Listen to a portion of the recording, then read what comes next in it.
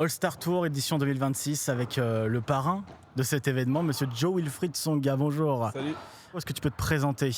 Moi c'est Joe, enfin les gens m'appellent comme ça. Oui. Joe-Wilfried Tsonga, ancien tennisman. J'ai été 5e joueur mondial. J'ai gagné la Coupe Davis avec l'équipe de France. Médaille olympique en double Oui. aux Jeux de Londres en 2012.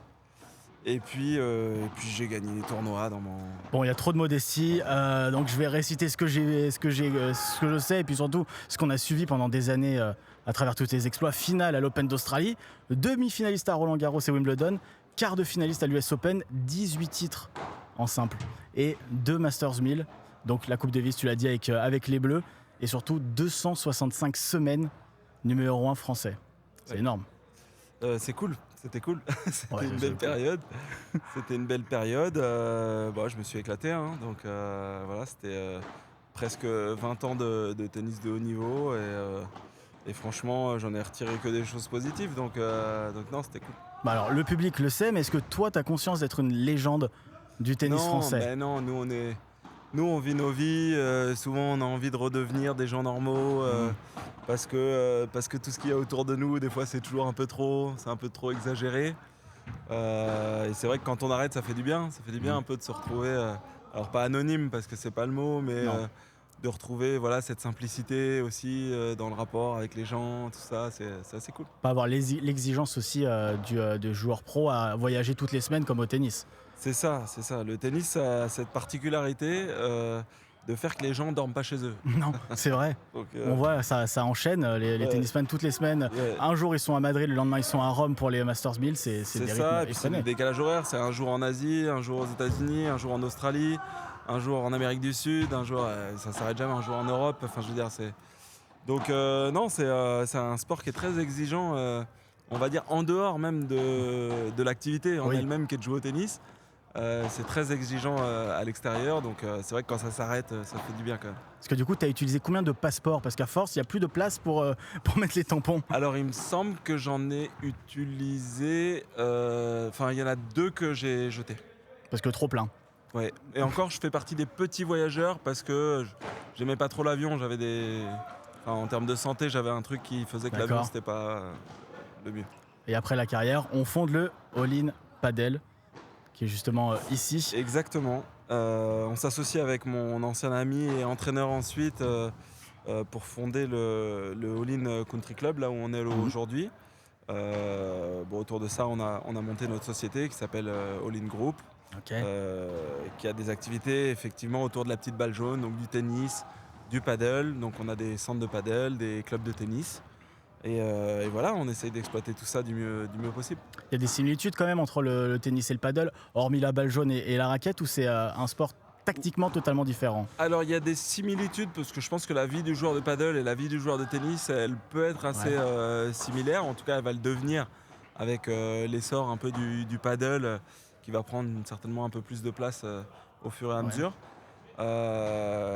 Donc on a c'est vrai que quand je croise un joueur de paddle, en plus souvent un joueur de paddle c'est quand même intéressé au tennis, et un joueur de tennis d'avant c'est forcément intéressé un peu au paddle. Donc non, il y a des similitudes et on a des atomes crochus, ça c'est sûr.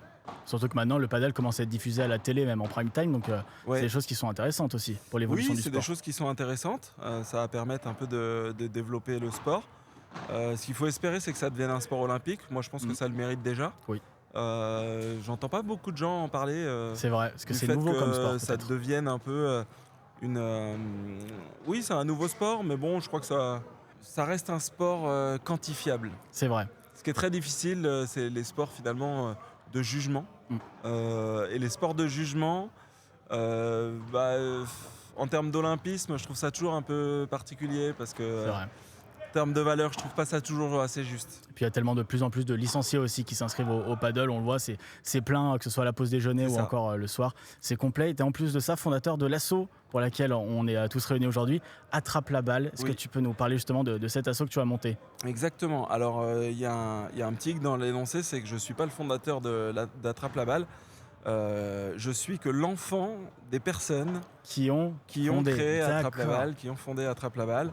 qui m'avait clairement dit quand j'ai commencé à bien jouer, bien jouer c'est bien, mais faut aussi faire ta part entre guillemets et aider les autres. Et donc mes parents ont monté cette association quand j'ai commencé à bien jouer Ok. en 2009. Mhm. Et au début, ils vendaient des gâteaux dans les compétitions de tennis dans mon département, Très bien. Comme tout le monde a commencé comme finalement. tout le monde, avec des amis qui étaient bien sûr bénévoles, qui venaient là pour nous aider. Donc on avait un peu toute la family and friends Mhm. C'est très bien. autour de l'assaut. Et puis au fur et à mesure, mes parents voulaient que j'en sois le parrain. Et puis au fur et à mesure, ça a grandi. On a fait de plus en plus de choses. On a travaillé avec Mécénat Chirurgie Cardiaque Très notamment, bien. où mes parents aidaient à faire le lien entre des enfants qui venaient de l'étranger, qui venaient se faire opérer du cœur, pour trouver des familles d'accueil, Mhm. pour tout ça. Ça, c'était hyper gratifiant parce qu'effectivement, on avait des enfants condamnés qui arrivaient ici condamnés et qui repartaient en pleine forme avec le sourire à courir après des ballons et tout. Ça réchauffe le Donc cœur ça, quand ça il y faisait a trop ça. plaisir. Et ça, on se sentait vraiment très utile. On donnait des cours gratuits dans les quartiers, on va dire dans certains quartiers près de chez nous, à des gamins qui n'avaient pas la possibilité finalement d'avoir accès Ouais. au tennis et des fois carrément pas au sport du tout. Mm. On donnait la possibilité aussi à des jeunes de pouvoir intégrer un club sportif sur Ok. toute une année, pas seulement un one shot, parce que souvent on fait faire une activité à des jeunes avec des assos, tout ça. Oui, on est content, mais c'est qu'une seule fois, C'est quoi. qu'une seule fois, c'est un one shot et à part leur donner envie, Oui. ça sert pas à grand chose. Donc nous le but c'était un peu de se dire on leur donne aussi la possibilité d'aller montrer ce qu'ils sont capables de faire Mm. aussi dans un club et souvent d'ailleurs quand ils sont bons, le club essaye de les aider par la suite et il y a une chaîne comme ça qui se crée. Donc ça c'était plutôt cool. J'oublie plein de choses qu'on a faites, mais en gros, De très belles choses, avec encore voilà. d'autres projets qui sont à venir justement pour On l'assaut. a essayé d'aider en fait à travers le sport, on a Ouais. essayé d'aider tous les gens qu'on pouvait. Et là depuis peu, donc mes parents ont arrêté, D'accord. ils commencent à prendre de l'âge, puis la santé fait que. Mais du coup, plutôt que de dire on va tout fermer et tout ça, moi ça coïncide avec la fin de ma carrière, donc j'ai décidé de reprendre On prend l'association le flambeau, ouais. avec mon frangin, avec des amis. Et puis on a commencé à professionnaliser un peu. Et aujourd'hui, l'objectif justement, c'est à travers le sport aider des enfants qui sont en handicap soit moteur, soit mental. D'aller auprès des classes Ulysse pour leur faire du sport. Et en fait, on s'est rendu compte qu'on avait un vrai impact Bah oui. sur ces gamins. Surtout avec ton image à toi qui est déjà Oui, rassurante. alors c'est des gamins qui peuvent même pas comprendre des fois Qui tu es. qui je suis Ok. ou ce que je fais, mais à travers le sport qu'on leur fait faire, Oui. à travers les techniques qui sont employées pour les éveiller encore plus et les faire s'épanouir, on a des super résultats. Donc on essaye vraiment de pousser là-dessus parce que c'était un peu une niche. En fait, le sport c'est pas pour tous. Oui. Aujourd'hui, le sport il est quand même réservé à une certaine élite quand même.